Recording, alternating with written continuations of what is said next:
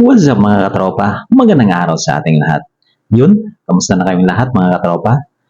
Yun nga, at medyo matagal-tagal na rin at hindi tayo nakapag-upload dito sa ating YouTube channel.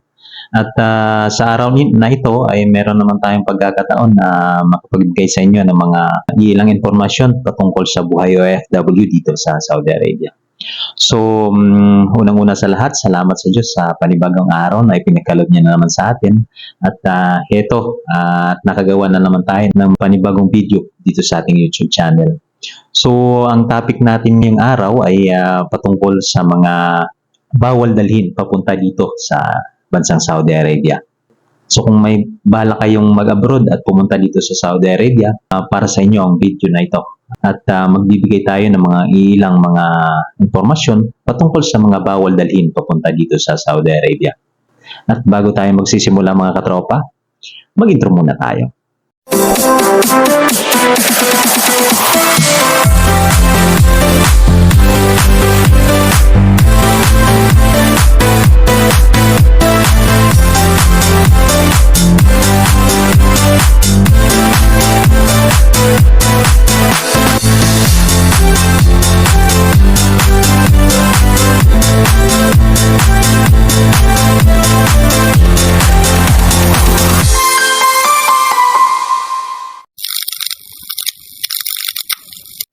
Yun, welcome back guys dito sa ating YouTube channel. So, lumipat lang tayo ng place kasi medyo maingay dun sa labas. So, pumasok tayo dito sa kwarto. Ayan. So, ayun nga, pag-uusapan natin ngayon ang patungkol doon sa mga bawal dalhin papunta dito sa bansang Saudi Arabia. Nagawa natin ang video na ito dahil meron tayong isang subscriber na nag-comment doon sa ating unang in-upload na video na patungkol naman sa mga kakailanganing dalhin papunta dito sa Saudi Arabia kung kayo first timer na pumunta dito. So meron akong in-upload na video na ganon. So nag-comment kasi siya doon na kung pwede daw magdala ng rosary papunta dito sa Saudi Arabia. So, yun ang ating pag-uusapan ngayong araw. Unang-una sa lahat, alam naman natin na ang bansang Saudi Arabia ay isang Muslim country. Walang ibang relihiyon dito, kundi Islam lang. Bawal tayong magdala ng kung ano-anong mga related about religious concerns.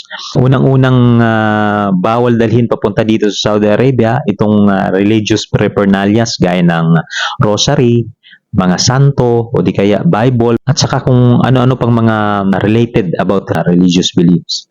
Kaya iwasan natin yon dahil para hindi maantalang ang ating punta dito.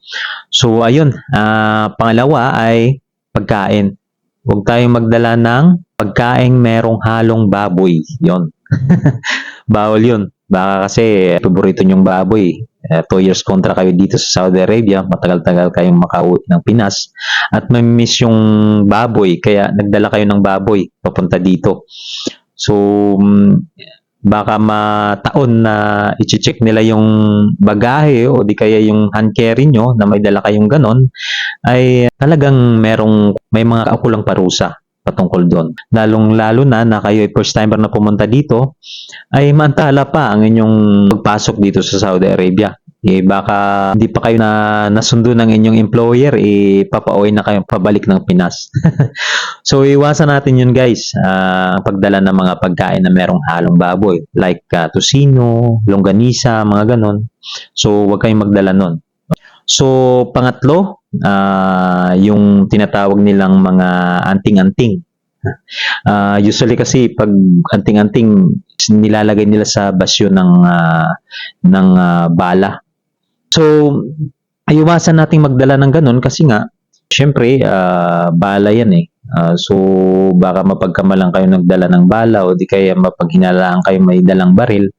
Iwasan natin yun kasi baka mantala kayo dun sa immigration pa lang. So, ang pang-apat ay, syempre, kahit saan, deadly weapon. So, yung mga baril, kutsilyo, kung ano-ano man, kung ano mga patalin, na dalhin nyo dito, napakabawal yan. Kahit siguro pagpasok mo pa lang sa airport dun sa Pinas, mahuhold ka na. So, iwasan natin dalhin yun para iwas abala. Kahit nga sa simpleng nail cutter lang na merong patalim, talagang iwasan yung dalhin yun. Pwede naman kayong magdala ng nail cutter, huwag lang yung merong patalim. Kasi merong maliit na kanyan eh. Yung ibang nail cutter kasi merong maliit na parang kutsilyo. Yung pang kalikot ng kuko. Yun. Iwasan yung dalhin yun. Ang panglima ay pets. Siyempre, first timer nyo pumunta dito. So, wag na muna kayong magdala ng mga kung anong mga pets. Baka sabihin na yung pusa nyo dun sa Pilipinas, talagang mamimiss ninyo. Kaya, sa dahilan ng namimiss ninyo, yung hayop ay dalhin nyo dito papunta sa Saudi Arabia. So, kung hindi muna natin alam yung mga proseso sa pagdadala ng mga pets, wag na lang muna. At yun na lang guys, ang ating maibibigay na impormasyon patungkol dito sa mga bawal dalhin papunta dito sa Saudi Arabia. So yun sa mga nag-comment doon sa ating unang video, yun ang mga kasagutan natin. So talagang bawal talaga. Kasi alam naman natin na ang bansang Saudi Arabia ay isang bansang napakasensitibo at napaka-stricto ng Saudi Arabia when it comes to religious. So sa mga hindi pa nakapag-subscribe ng ating YouTube channel, mag-subscribe naman kayo at i-hit ang notification bell para ma-update kayo sa mga panibago nating mga videos. Yun lang at maraming salamat.